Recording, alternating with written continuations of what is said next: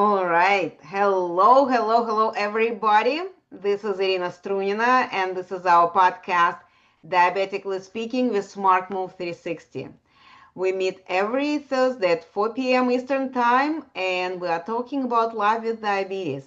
And every last Thursday of the month, we have a very special edition, which is called Diabetic Warriors. This is when I invite people who actually live with this diagnosis, and people are sharing their experiences, their stories, their journey, and sharing their discoveries and sometimes what the challenges they had. So today, as I said, I have a special guest.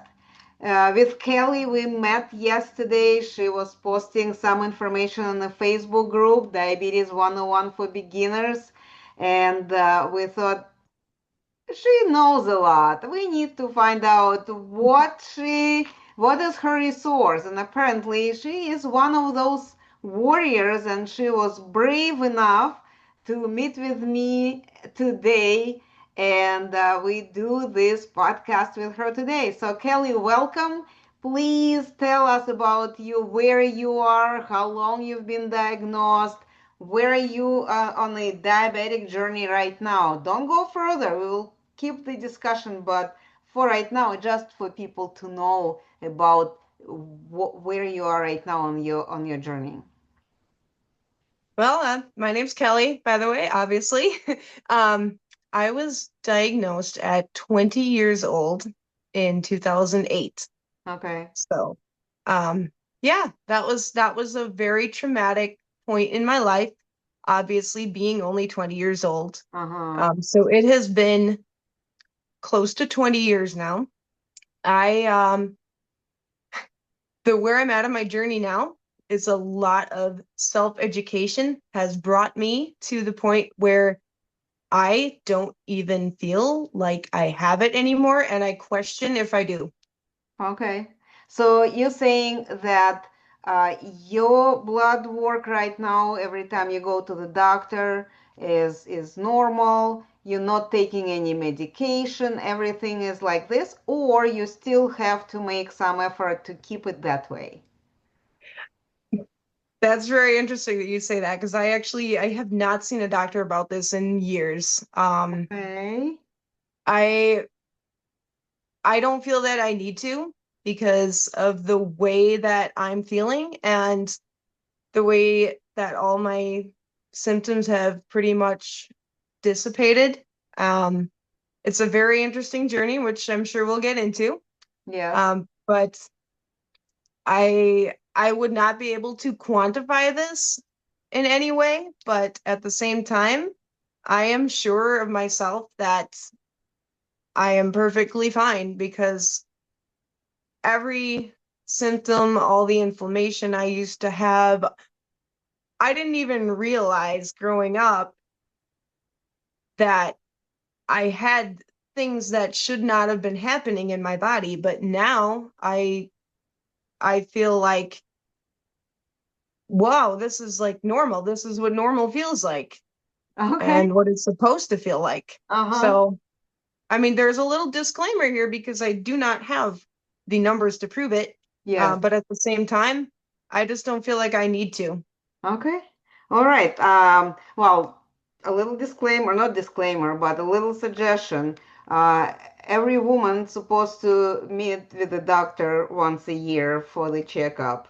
It's a good idea to see because it's not only about diabetes. There are some other things happening to our bodies. So sometimes just for the comfort of knowing that I'm good, it's good to go and get this confirmation. I do that this way with the hope that nothing will show up. So I go there to hear you're good, and so far it was working. But I hope it and I hope it will stay that way. So Yes, so just a comment on that. I mean, that I have nothing against that. However, my faith and religious and spiritual journey, uh-huh.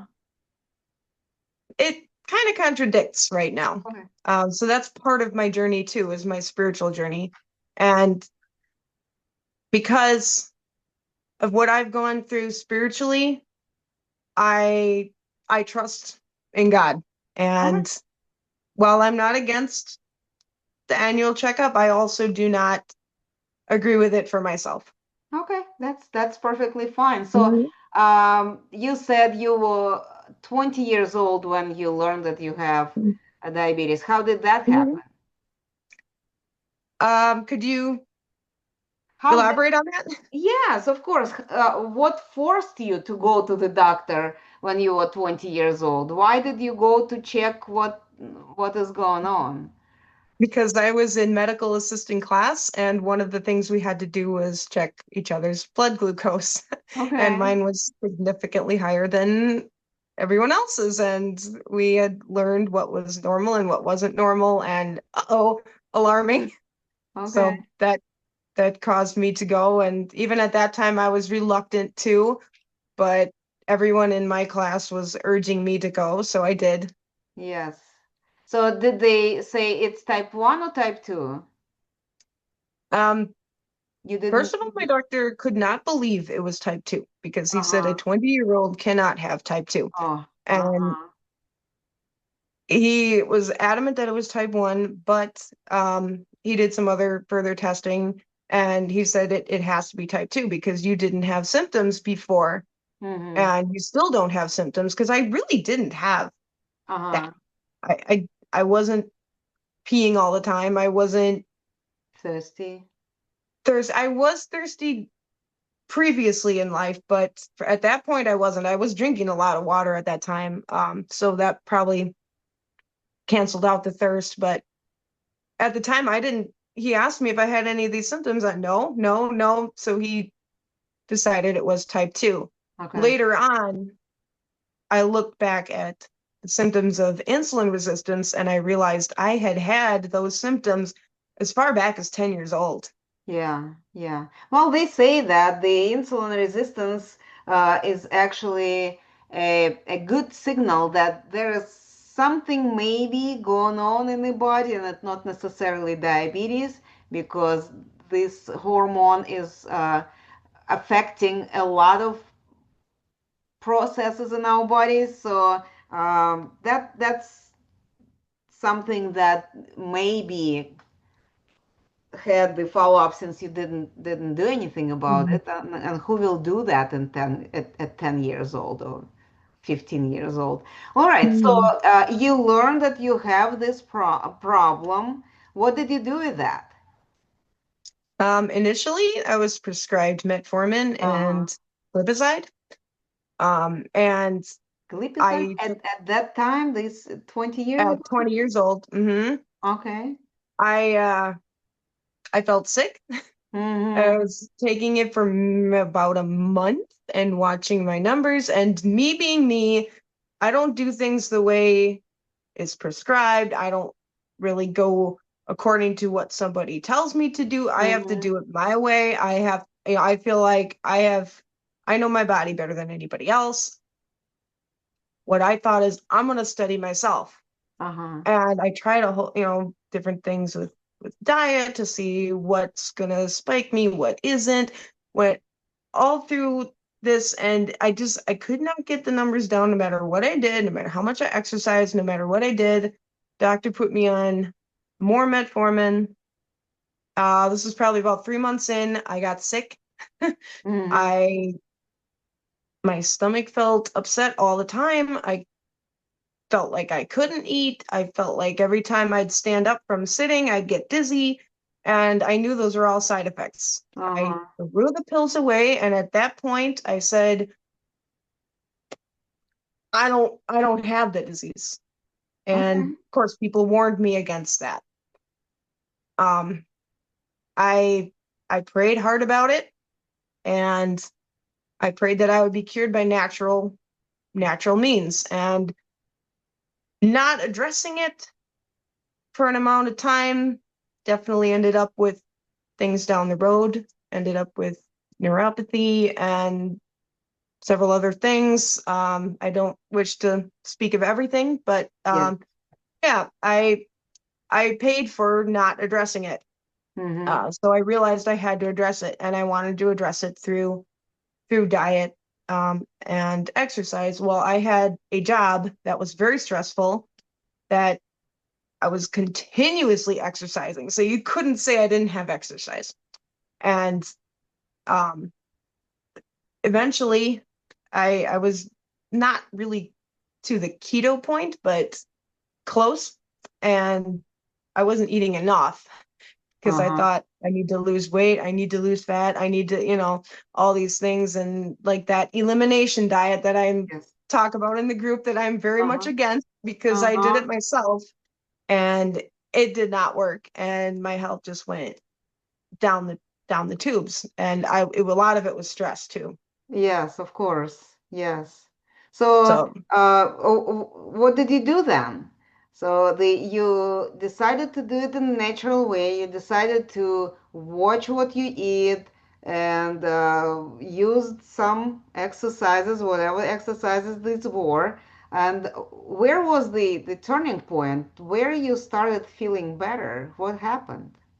this is where it gets very interesting. So I give the glory to God because I am a Christian. I am a deep Christian, and I just got to put that out there. I give this to God because I Okay. had prayed and prayed and prayed, and there was a one day where I was just down on my luck, and I said to God, I don't want to go on insulin because Uh-huh. insulin's natural. I'll do that, but I don't want to have to do that. I want you to tell me what your cure is for me Uh-huh. and how you're going to heal me. And the very next day, I just happened to see this sign by a natural mineral spring. And this is where I talk about mineral water, so important. This sign talked about a man, it's like a historical marker. It talked about this man from 1868 who drank from that spring and claimed that he was cured of diabetes. Okay. And I'm like, huh? So me being crazy me, you're not supposed to drink the water because they say it might have bacteria or contamination. I didn't care. I took some gallons of it. I boiled it. I started drinking it. And I'd say within 6 months, everything that has ever been wrong with me just went away Cleared up. completely. Okay.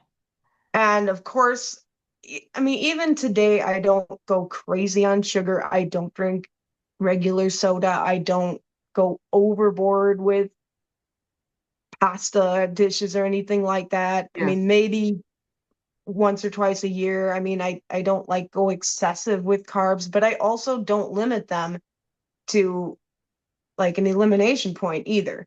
I'm very balanced. That's good. Um, Do you follow this recommended like a way of eating that you eat salads and some fibers, whatever it is, and then you also eat the proteins and if you want carbs, pasta, potatoes, whatever, bread, just leave them for the rest. So after you already had the fibers and proteins, or you don't do that. Just mix everything up in moderation. I loosely follow, very loosely, I would say, Uh-huh. very loosely. Okay, so Um, did now this is an interesting story. So we didn't have a conversation before that. So now I'm curious to know, did you ever try to take to the lab that water to see what is the what does it have? What minerals are well, there? I looked up old historical documents. I what's interesting is they had like 60 of these springs, and it's a town not far from where I live. It was famous at one point, but they only have one left that's available in this little pool. So I didn't actually take it to a lab, but I looked at another spring which is not far from there, the historical documents, and what minerals were in that. And there's a lot of magnesium in that, which is interesting Mm-hmm. because magnesium is a huge magnesium deficiency is just I mean, incredibly linked to type 2 Yes. diabetes. And when I look at that, that's a huge thing. Silica helps repair a lot of your cells and what's called the extracellular, excuse me, extracellular matrix, which is all in between the cells. I studied all this after finding out I feel so good from the water.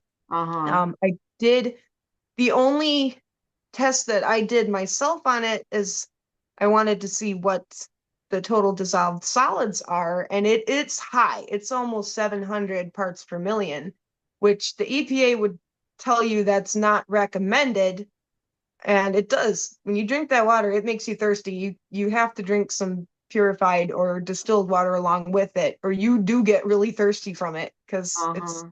almost like brackish water, but it tastes really good. And It boy, does I tell you, it does taste really good. yeah, Really? yeah, Okay. And it's a very unusual. Like I said, my story is just so unusual. okay, yeah. And do you still use that water, or you once the symptoms were gone, you stopped that? I still do on occasion, not as often, because I will notice if I don't drink it for several months. At least I used to notice some symptoms returning, so I would Uh-huh. start drinking it again, and now I just try to have it on occasion. But for a while, I'd say for about 6 months, I was just drinking it every single day. Mm-hmm. Mm-hmm. Wow, so you really just took it into your hands and gave it a try and believe that that will help you. That will Hmm. help you to get rid of the symptoms. Well, you're right. It's very interesting story. And now I have couple questions. One, did you complete your medical degree? You said you've been I in the medical medical assisting. school. Yeah, yeah. Did you finish the school or you try? Yes, I did. I just I never went on my externship, so I technically Uh, didn't graduate because yeah. I didn't want to. I was working full time and I didn't want to have to cut to part time to do this full time externship, which means I Okay. don't get paid. Yes. So I became an entrepreneur. I run a kayak rental business now. Mm-hmm. So So I'm you, into the water sports. yeah. So you are very active. So this physical activity is part of your life, regular life. Oh, absolutely. And this is the interesting thing. If you don't mind, I can talk Sure. about this for a little bit. I have never been inactive and I have never had a terrible diet. Now, back when I was a kid, like I said, I started when I look back, I didn't realize at the time, but I had symptoms of insulin resistance starting at about 10. Mm-hmm. And, I didn't eat any different than my brother. And I got home cooked meals and, the occasional not so good foods like the packaged stuff or the processed foods, but it wasn't heavily processed foods. It was not heavy carb. It was not heavy sugar. I mean, of course, you have a little bit of candy when you're a kid, but nothing different than my peers ate. I was the only one getting heavier and heavier. I Mm-hmm. played sports. I played volleyball. I played tennis. I was very active. I swam. I loved to throw on music and dance. I was one of the most active kids you could imagine, always playing outside and riding my bike. Mm-hmm. And that's another reason my doctor said, you must have type 1. Uh-huh. Well, I cannot. What the hardest part for me when being diagnosed was not actually dealing with the disease, but dealing with people blaming me for getting it and saying that I caused it myself when I knew deep down I did not cause this. I was doing everything right. Yes. When I started gaining weight at 10 years old, my pediatrician told me low fat, Uh-huh. drink skim milk and cut sugars too, but mostly low fat. Well, I did go on that and that didn't do anything. And Yes. exercise more. Well, what was I supposed to do when I already played volleyball and had practice 5 times a week? And Yes. when I There's wasn't not playing enough volleyball, I hours was in a swimming day, or right? bike riding. It's like, what more do you want me to do? How is this my fault when I'm just as active as the Yeah. other kids? And some of the other kids were lazier than me. And it's like, how can you blame me and call me lazy? And that hurt being a teenager dealing with that and Hmm. trying my hardest to lose weight when I couldn't. Um, I looked, I had a funny feeling in my gut that since when I was 4 years old, I got diagnosed with asthma. I had terrible asthma. Hmm. So, I mean, despite because I was so active, I needed my inhaler every time I would want to run, every time I'd want to play. And I used that inhaler more than I should have because I couldn't breathe without it. Yeah. And The- I mean, at that point, I was, well, if you want me to be active, I need to use my inhaler more. And if you want me to not use the inhaler more, I have to be less active because there's nothing else. And my doctor didn't know what to do. mm, And my allergist ended up giving me these allergy shots, which ended up finally curing my asthma. mhm. But before that, what did I do? So the interesting thing is, I found I was just researching. I had a funny feeling that this overuse of the inhaler may have done something to me as a kid.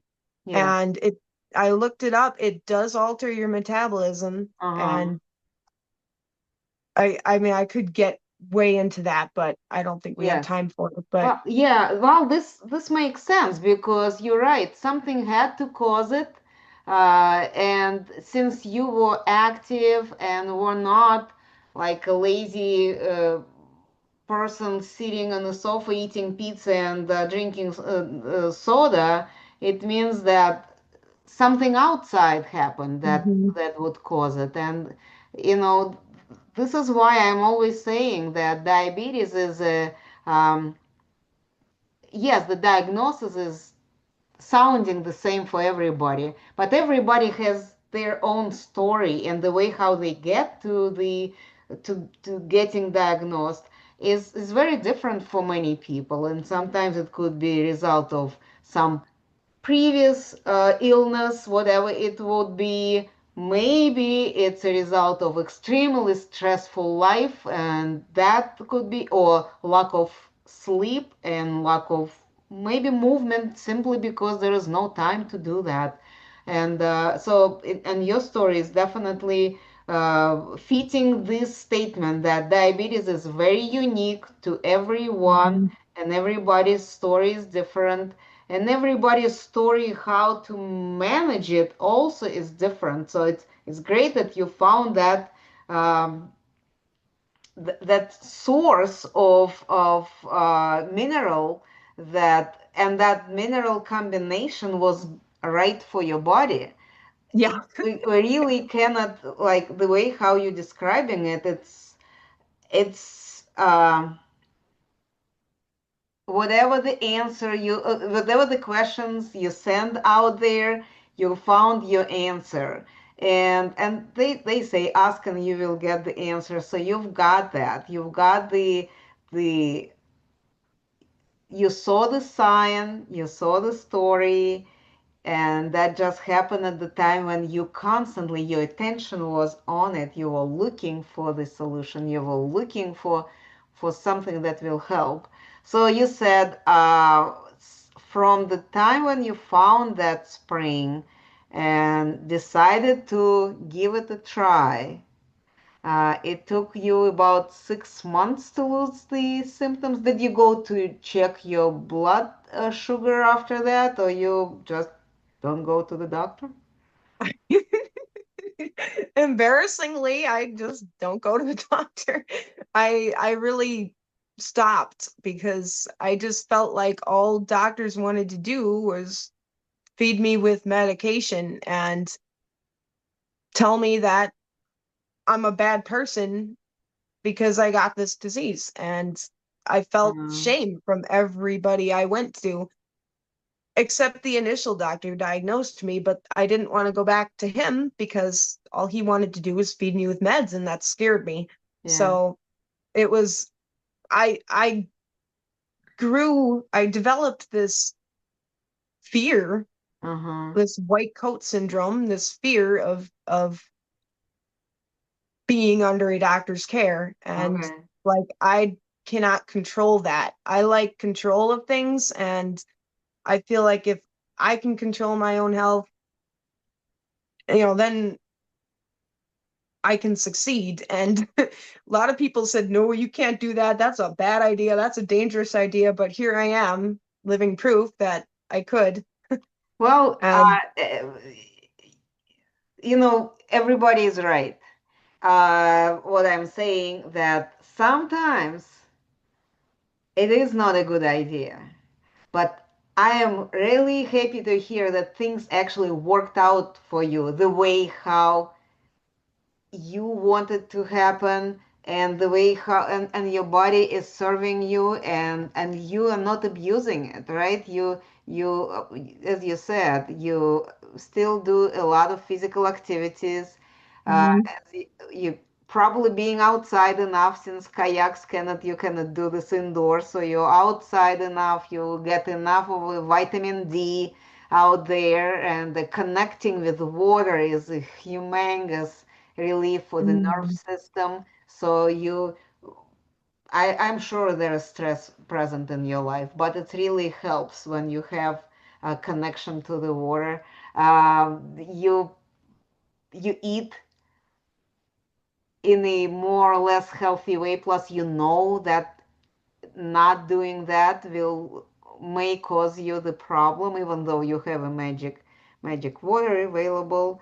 Uh, but that's actually a very interesting story, and I appreciate you um, coming over and telling us about it, because I think your example will help other people, for one thing, to believe that they are in charge of their own bodies. They mhm, must listen to their bodies. Some people can do what you did. Some people need some help, and it could be from not everybody is fortunate to have the doctors that will take really um, time to learn what works for you. Not everybody has that. I know the stories when the doctors really are showing that they're caring, that they would call and check on you. They will ask you the questions. They will send you reminders. They're open to a conversation, and they're open to trying different things. Not everybody is fortunate to meet a healthcare provider that has this open mind. So, and then when you are not fortunate, then try do something, and you demonstrated that you did.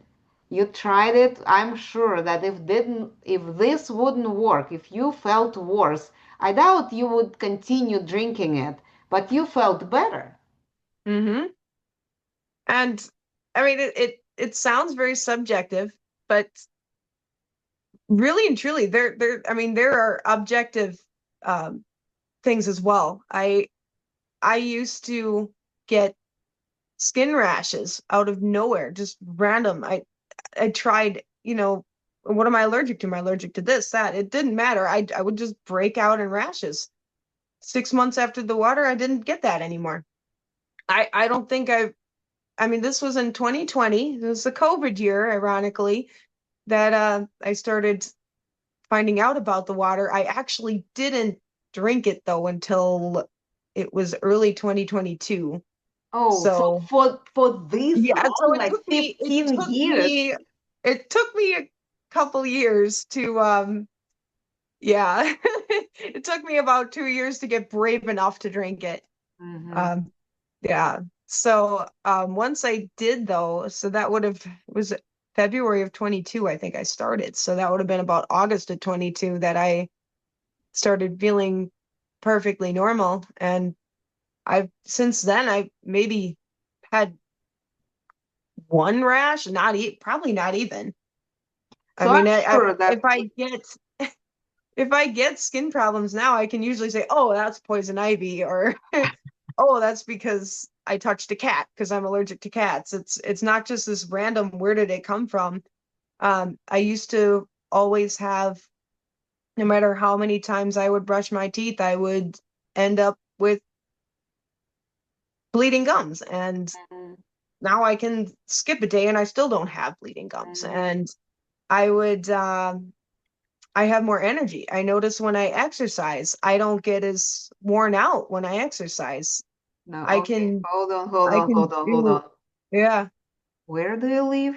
I'm suspecting there will be people who will be buying airline tickets to fly to your town to find Well, that spring. the interesting thing is that, I mean, I would love, because there is one spring, the original, that the original person who said he was cured, he Uh-huh. ended up bottling it, and then everybody started bottling the spring water in the area. It's Uh-huh. Waukesha, Wisconsin. And he started a big business on it. And back then you could say this is a cure. Nowadays that's not legal. Yes. So I mean, if I were to do that, I could never claim that this cured me or this is a cure. I could say, this is my testimony, or that this can potentially aid in your symptoms. But back then it was a cure. And the interesting, if you want to even if you wanted to get even weirder, the man, his name was he was called Colonel Richard Dunbar. Mm-hmm. And I looked him up. I bought a historical book about him and the spring. And it turns out I did some genealogy and he's related to me, Uh-huh. which is really weird. I didn't even know that. Wow, that's why Yeah. you were able to actually feel the results of using it. Because probably, if genetically you somehow connected, Mhm. genetically you were already prepared on receiving some, positive outcome from using that combination of minerals. Very fascinating. All I'm right, sure. Kelly, we have to stop. We are at the end of our show, Okay. but what an amazing, amazing story and conversation. I appreciate. You told me this is an interesting story, and I was just curious to know how. What do you mean by that?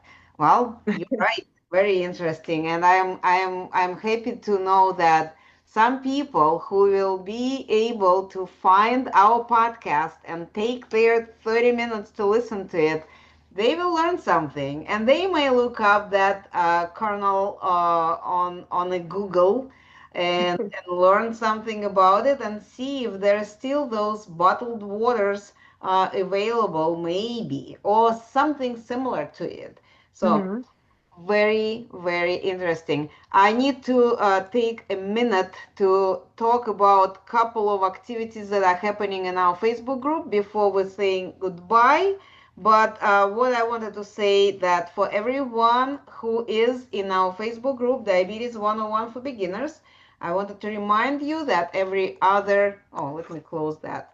Every other Wednesday at 7 p.m. Eastern Time, we have our support group meetings. So for those who have challenges, who is looking for answers, who wants to connect with people who had some experiences and get somewhere, uh, experimenting with the food and diets and exercises, join us there.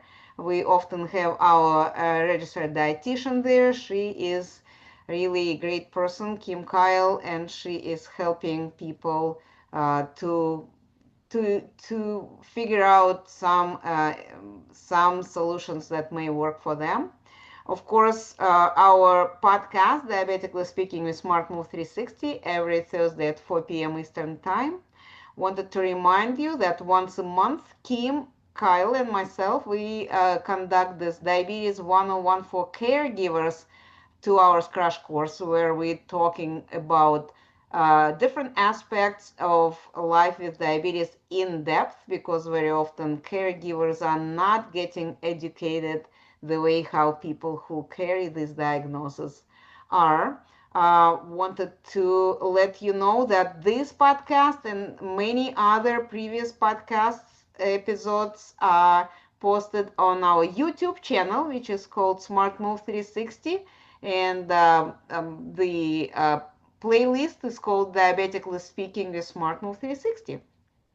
One more last thing is that I published finally 3 weeks ago. I published the app. It's called Diabetes 101. It's available on Google Store, Google Play, and Apple Store. So it doesn't have too much information at the moment, but my recommendation is find it, download it, keep it on your telephone, because we are putting more information in there, and before you know it, we will have more apps that you will be able to look at when you go there and looking for some help and information. And with that, I we have to stop. Kelly, one more time, thank you for your story. Thank you for finding time to share your story. Kelly is a member of our Facebook group, Diabetes 101 for Beginners. So I think you might get some people reaching out to you if you are okay with that. Hmm. Um, Yes, and on the group I am called The Clismic Way. You can also follow my page on Facebook if you want to follow me. It's called The Clismic Way. Okay. All right. So I will put the proper spelling for your Mhm. web page, or no, it's a Facebook page, right? In the comments for this episode. So anybody who will want to learn more about what Kelly is about, you are welcome to go ahead and check it out and connect. And with that, again, thank you. Thank you, everybody, for listening. Share this story with those who you think need to hear that. Reach out to me if you have an interesting story and you would like to share your story, because I'm always looking for participants, because the more we share, the more we show people different ways how they can manage, control, help themselves, help others, the better. Diabetes, unfortunately, is pandemic, and the better informed we are, the better we are armed with that health challenge. All right. Thank you, everybody. Thank you Have so a much. good evening. See you next time.